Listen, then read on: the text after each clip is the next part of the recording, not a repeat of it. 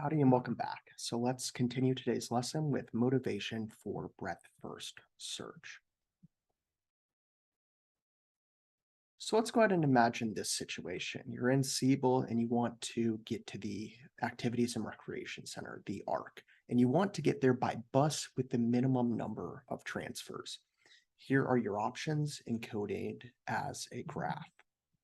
So my question is, how would you find a routing with the fewest number of stops? Can you get to the arc in one hop? And if not, where can you get to from Siebel?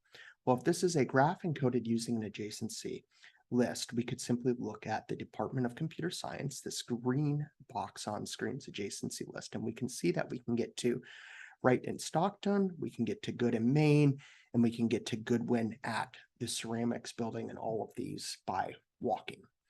And this is going to be 3 bus stops on this routing to the ARC.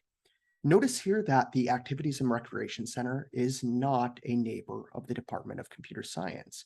Therefore, we're going to have to go through one of our neighbors to get there. So the question is, can we get there in 2 stops? Well, how would we determine whether or not the ARC is accessible in 2 stops from our present location?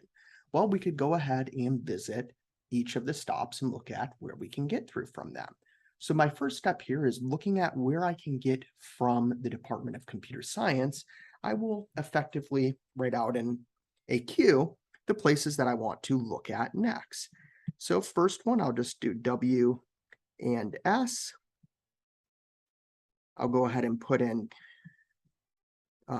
ceramics. And then I'll go ahead and put in G and M. Now, we're going to go ahead and fan out from the Department of Computer Science. So we will go ahead and look at where we can get from at the first stop, Wright in Stockton. So I'll go ahead and begin looking there. So we're here looking at where we can get. We could take bus 4 to Imaginary. That is the only neighbor that we have here, to W and S, right in Stoughton. I don't think I'm pronouncing that right, but I think you all get the idea.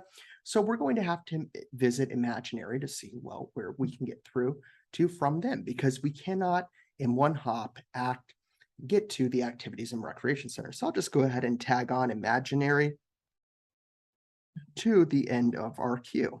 And then I'll go ahead and look at the next stop, which according to our queue is this one here. I go ahead and look through its neighbors and I see one, the Transit Plaza.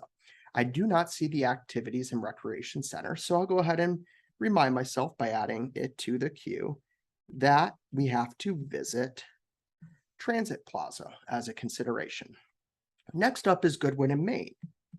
We go ahead and visit it and we find that through its neighbors, one of them is the ARC, and that effectively from the Department of Computer Science through 2 edge traversals, or 2 hops as I'm referring to them as, we can arrive at the Activities and Recreation Center.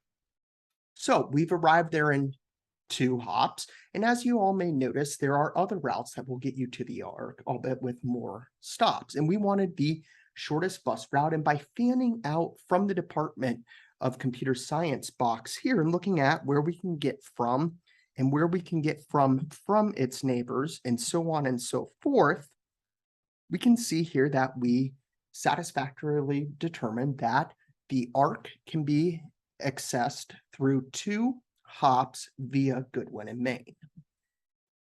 So what's the significance of this? Well, frequently we're going to find that we're trying to find the shortest something. That could be a route to some location on campus, such as that which we just discussed, or perhaps say the number of moves to checkmate in a game of chess. The possibilities are effectively endless. The algorithm to solve a shortest path problem is called breadth first search. And to solve how to get from Siebel to the ARC computationally, we're going to see that there are 2 steps. The first is going to be to represent the problem using a graph, which we have seen how we can represent graphs in C++ using either an adjacency matrix, an adjacency list. So we already kind of know how to do that. And then the next step is going to be what we're going to discuss today, is we're going to solve the problem using breadth first search.